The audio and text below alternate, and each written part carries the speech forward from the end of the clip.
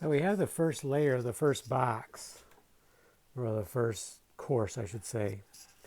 And I'm sanding them a little bit just to give them a little bit smoother edge, although it's going to be covered up anyways. So what I did was I'm using the other box as a template. So my goal is to have the inside dimensions the same because I think the frames are fairly standard. I think if I was to switch out to wood frames and purchase them, they'd fit in here fine if I stick with the inside dimensions. So that's what I did. And it turns out if you cut, this is 3/4 inch lumber.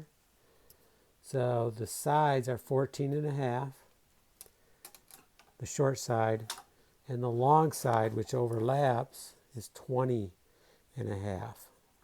So 14 and a half and 20 and a half. And notice how the long ones overlap and I'm screwing into them.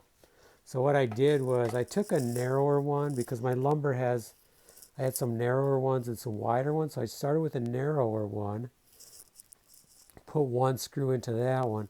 That way this board with 2 screws could go into the next one. So now, and that's the way I'll go right up through to get my first inside box. Now this one, remember this is where the frames are going to sit. So this is not going to go to the full height of the box. The next layer will come up to the full height.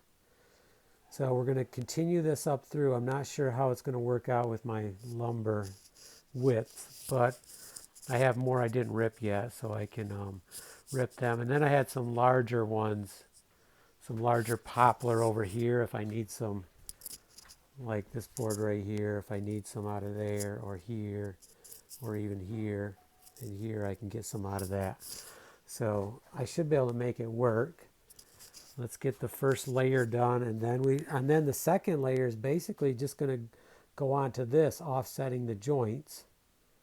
But let's get this first layer done.